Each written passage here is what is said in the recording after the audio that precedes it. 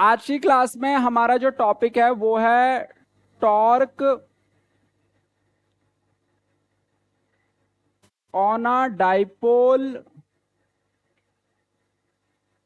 Torque on a dipole when it is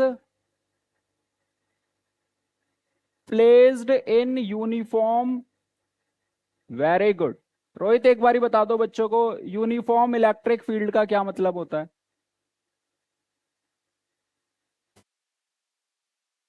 बहुत सही। Uniform electric field होती है जिसमें फील्ड लाइंस के बीच का गैप फिक्स रहता है और डायरेक्शन क्या रहती है, सेम। ठीक है।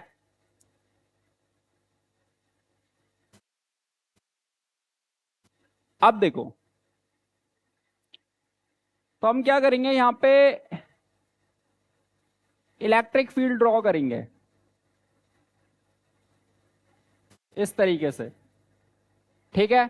और इसमें रख देंगे डाइपोल ऐसे टेढ़ा करके, -q + q, एक एंगल थीटा पे। 11th क्लास में हम सब ने पढ़ा था किसके बारे में, टॉर्क के बारे में। टॉर्क क्या होता है? टॉर्क एक फोर्स होता है जो चीजों को रोटेट करता है। Very good. तो मतलब डाइपोल अभी क्या होगा, रोटेट होगा। ठीक है।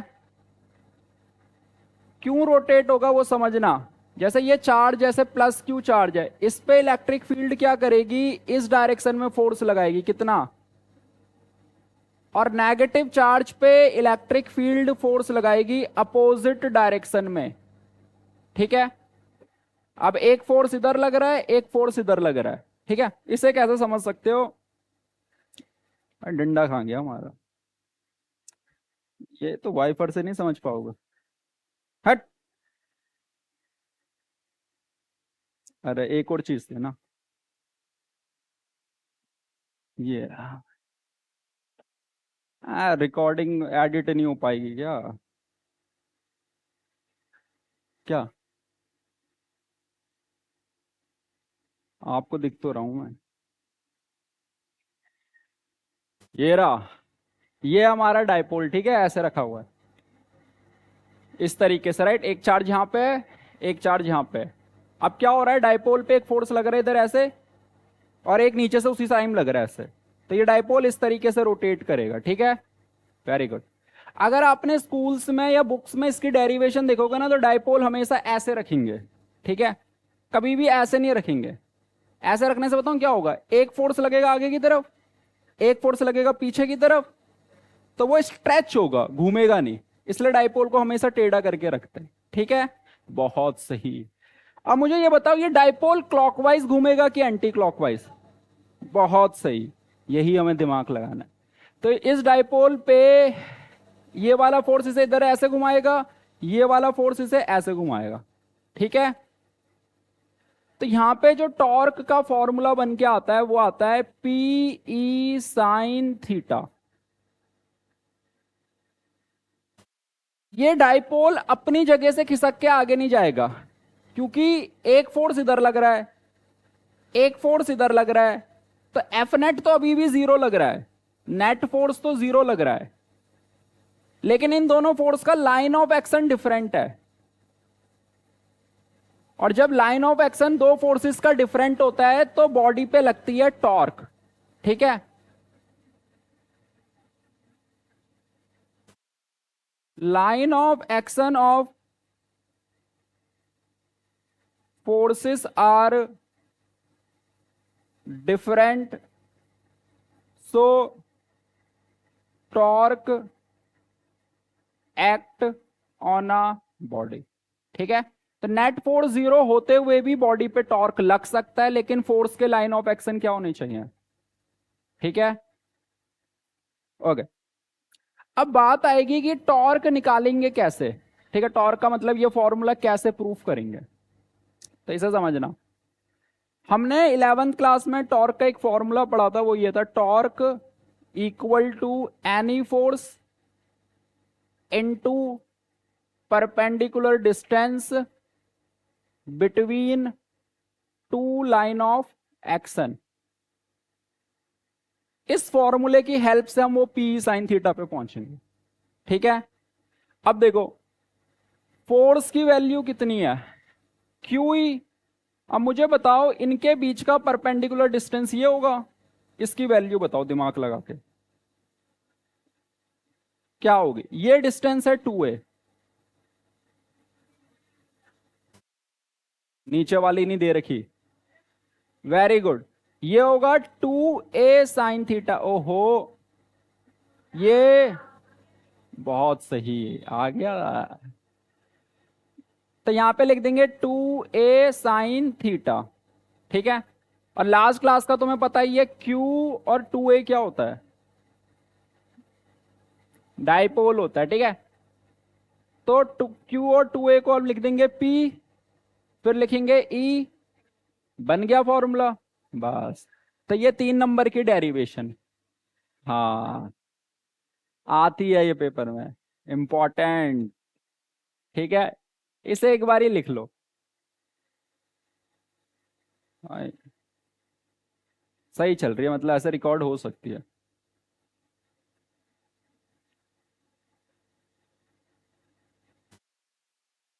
अरे फीस वीस दे दो यार, किराया देना मकान का। मैं आज क्या फीस देनी, 18 19 तारीख हो गई, कब दोगे फीस।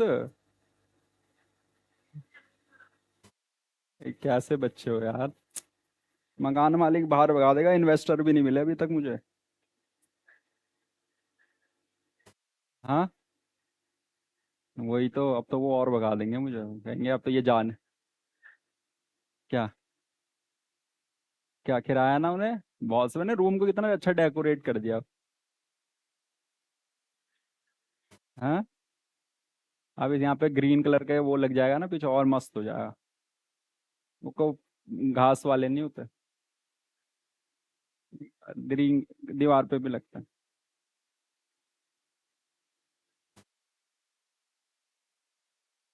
हाँ, यहाँ पे मैं सोच रहा हूँ फॉर्मूले लिखेंगे यहाँ। हाँ,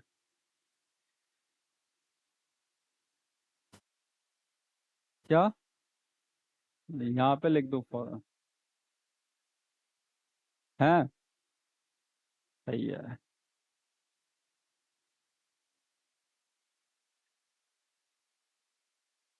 लेट आ रहा है 4 बजे भी। ये नहीं, कॉपी निकाल, नींद खुल रही है अब। भाई फट्टा रख दिया मैंने, अब इसे मारूंगा इससे तुम्हें।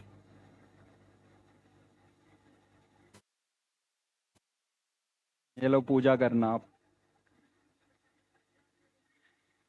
अरे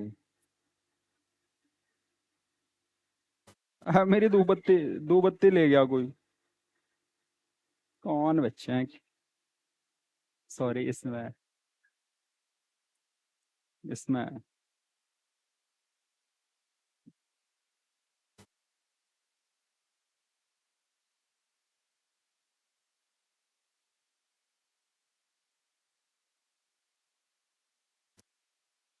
पागल हो, मुझे पागल बनाया गया लोगों ने, पागल।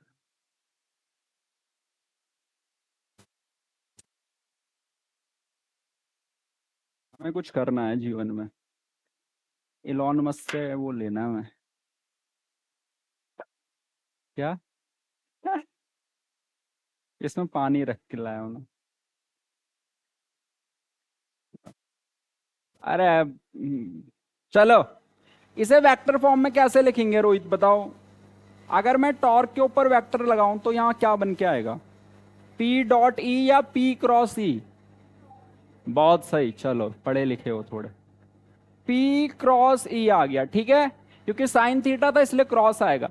अब यहाँ पे क्वेश्चन आपके माइंड में ये आना चाहिए था कि आप ऐसे क्यों नहीं लिख रहे, इसे ई क्रॉस पी क्यों नहीं लिख रहे, पी क्रॉस ई ही क्यों लिखते हैं बुक्स में, या टीचर जब भी लिखवाते हैं वेक्टर फॉर्म में तो पी क्रॉस ई ही लिखवाते हैं, वो ई क्रॉस पी क्यों नहीं लिखते। बहुत सही।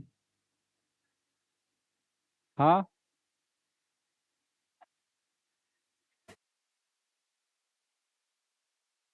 अबे यहाँ मूवी दिखा रहा हूं तुम्हें, अब प्रैक्टिकल भी करेंगे हम यहाँ पे, डेमोन्स्ट्रेट करके दिखाऊंगा, डाइपोल रोटेट कर रहा है।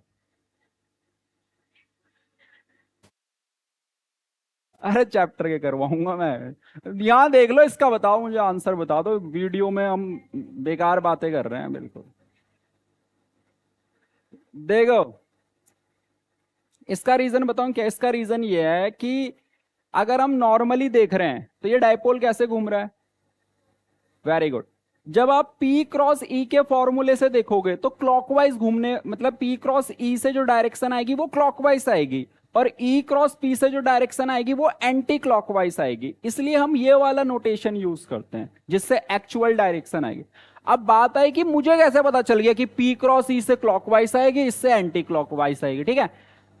तो ये फील करवाएंगे। देखो, 11th क्लास में क्रॉस प्रोडक्ट में हमने डायरेक्शन फाइंड करना सीखा था राइट हैंड रूल से, ठीक है? जिसमें क्या करते थे, थोड़ा बहुत पता होगा। पहला वेक्टर जिस भी डायरेक्शन में होता था उस डायरेक्शन में ऐसे अपना हाथ रखना था, फिर जिस भी डायरेक्शन में दूसरा वेक्टर होता था उस डायरेक्शन में उंगलियां घुमानी थी, फिर जिस तरफ थंब आता था वो डायरेक्शन होती थी ए क्रॉस बी की, वही चीज करेंगे। बहुत सही। देखो, ये ई,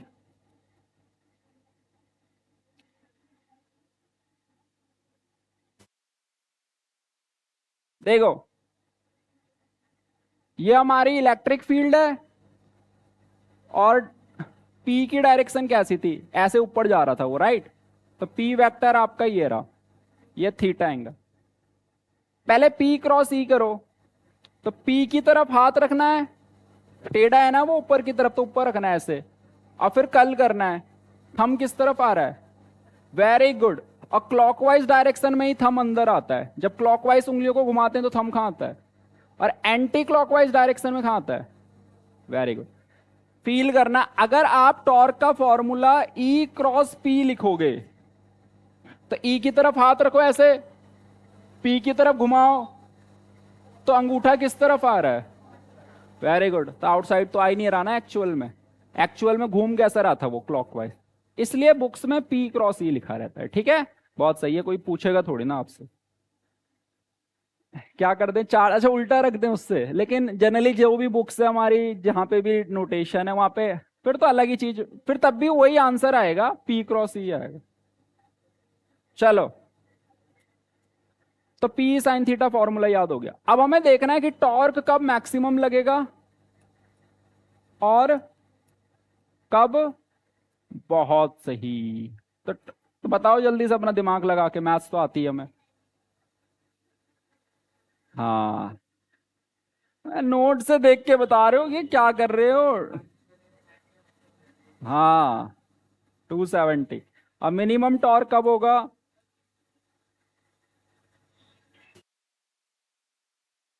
किस पे?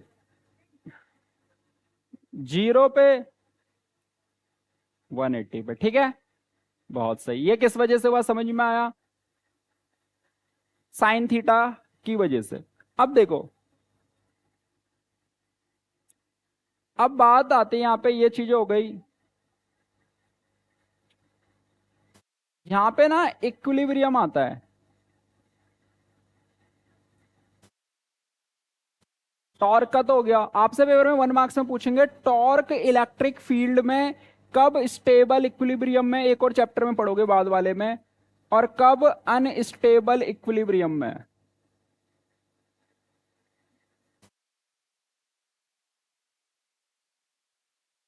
अब देखो, स्टेबल इक्विलिब्रियम में यहां पे डाइपोल है जब थीटा क्या होगा, और अनस्टेबल पे होता है जब थीटा क्या होता है। पहले ये समझेंगे इक्विलिब्रियम का मतलब क्या है। इक्विलिब्रियम का नॉर्मली मतलब होता है कि जब किसी चीज पे नेट फोर्स जीरो लगता है, ठीक है? तो अब हम समझेंगे स्टेबल इक्विलिब्रियम क्या है, अनस्टेबल क्या है, ठीक है? देखो, जैसे पहले नॉर्मली समझते हैं, जैसे ये मान लो एक वैसल है और यहां पे एक बॉल रखी हुई है, तो ये बॉल अभी इक्विलिब्रियम पे है क्योंकि ये ना ऊपर जा रही है नीचे जा रही है, ये अपनी जगह पे रुकी हुई है। अगर मैं कटोरे को ऐसे रख दूं और इसके ऊपर ऐसे बॉल रखूं, अभी भी ये इक्विलिब्रियम में, ठीक है? क्योंकि अभी ना तो ये नीचे जा रही है ना इस साइड जा रही है। बहुत सही। तो फिजिक्स में इस वाले को कहते हैं हम स्टेबल इक्विलिब्रियम, और इस वाले को कहते हैं हम अनस्टेबल इक्विलिब्रियम। अब बात आई, बात तो सेम ही है। ठीक है, अब मेरी बात समझना, अगर मैं यहां पे फोर्स लगाऊं तो ये थोड़ा ऊपर जाएगा, फिर नीचे आएगा, फिर वापस अपनी पोजीशन पे आ जाएगा। लेकिन अगर आप यहां पे फोर्स लगाओगे तो वो डिस्टर्ब हो जाएगा, फिर दोबारा से वो अपनी पोजीशन पे नहीं आ पाएगा। तो समझ में आया स्टेबल इक्विलिब्रियम किसे कहते हैं, कि अगर एक बार डिस्टर्ब हुआ तो दोबारा से वो स्टेबल हो सकता है, अनस्टेबल में दोबारा से स्टेबल। Very good. ये जैसे ये सिंपल सी चीज है, जैसे कि मान लो तुम्हारा कोई दोस्त है, उसे किसी ने बुरी आदत लगवा दी, ठीक है, सिगरेट पीने की। अब मान लो उसके पास इतना अच्छा दिमाग नहीं है कि वो उस समझ पाए कि स्मोकिंग बेकार है, तो वो बिगड़ चुका है ना पूरा। अब एक दूसरा दोस्त है, उसने भी स्मोकिंग करी, लेकिन थोड़े दिनों के बाद उसे पता चल गया ये मेरी बॉडी के लिए बेकार है, तो उसने कुछ टाइम के बाद दोबारा से अपनी लाइफ पे वापस आ गया, राइट। तो लाइफ में वापस आना इंपॉर्टेंट है, भले ही तुम बेकार चीजें स्टार्ट कर दो करना। समझ रहे हो?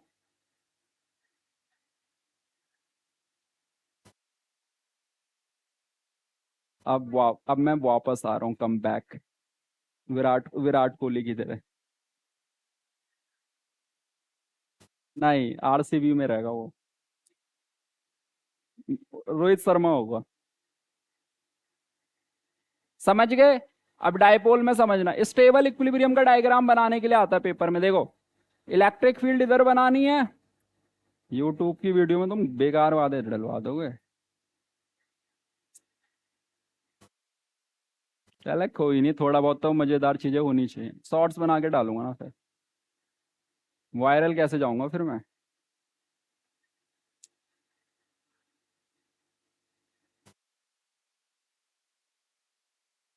डायपोल को जब हम ऐसे रखते हैं तब वो स्टेबल है, ठीक है, समझना। जैसे देखो ये अभी स्टेबल है, इसे मैं हल्का सा ऐसे घुमाऊं तो इसे ऐसे घुमाएंगे तो ये अनस्टेबल हो गया। लेकिन होगा क्या, प्लस क्यू पे फोर्स लगेगा नीचे की तरफ और इस पे फोर्स लगेगा ऊपर की तरफ, तो दोबारा से ये ऐसे हो जाएगा। तो स्टेबल इक्विलिब्रियम में डायपोल अपनी ओरिजिनल पोजीशन में दोबारा आ जाता है, अनस्टेबल पे नहीं आ पाएगा। देखना अनस्टेबल का कैसे बनाओगे, यहां पे देखो थीटा 0, क्यों, ई इधर है और पी भी देखो सेम डायरेक्शन में।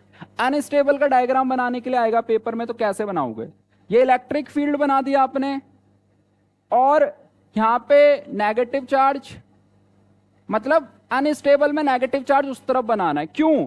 क्योंकि अब P की डायरेक्शन इस साइड हो जाएगी ना ऐसे, और E की डायरेक्शन इधर है। देखो P इधर है, E इधर है, तो आपको 11th क्लास में बताया गया था जब दो वेक्टर्स अपोजिट डायरेक्शन में होते हैं तो ठीक है। अब होगा क्या सीन है, तो अभी भी ऐसे ही, बस चार्जेस चेंज करें। अब आप इसे ऐसे घुमाओगे ना, इस तरफ अब नेगेटिव आ गया, तब इसे ऐसे घुमाओगे ना तो नेगेटिव चार्ज में फोर्स कैसे लग रहा था, ऐसे अपोजिट, तो ये पूरा पलट जाएगा। पहले पॉजिटिव उधर था तो पॉजिटिव पे फोर्स लग रहा था नीचे की तरफ, तो अगर डायपोल को थोड़ा उठा रहे थे ऐसे तो इलेक्ट्रिक फील्ड उस पर फोर्स नीचे की तरफ लगा के दोबारा बैलेंस कर रही थी। अब आपने डायपोल को पलट दिया, पॉजिटिव इधर आ गया, नेगेटिव उधर आ गया। अब डायपोल को अगर आप उठा रहे हो तो इस पे फोर्स इधर ही लग रहा है इलेक्ट्रिक फील्ड की वजह से भी, और पॉजिटिव चार्ज पे फोर्स इधर की तरफ लग रहा है, तो ये पूरा घूम जाएगा बहुत से। टॉर्क वाला टॉपिक कंप्लीट हमारा, ठीक है। ये सारी नॉलेज किसकी थी, जब डायपोल को किस में रखते हैं, यूनिफॉर्म इलेक्ट्रिक फील्ड में। लेकिन अगर आप डायपोल को नॉन यूनिफॉर्म इलेक्ट्रिक फील्ड में रखोगे तो डायपोल किस तरीके से बिहेव करेगा, सोचो। पेपर में, बोर्ड में यूनिफॉर्म इलेक्ट्रिक फील्ड है, कंपटीशन में भी इवन, ठीक है। नॉन यूनिफॉर्म में थियोरेटिकली पूछ लेते हैं तुमसे, नॉन यूनिफॉर्म में क्या होगा बताओ मुझे, थोड़ा सोचना पड़ेगा।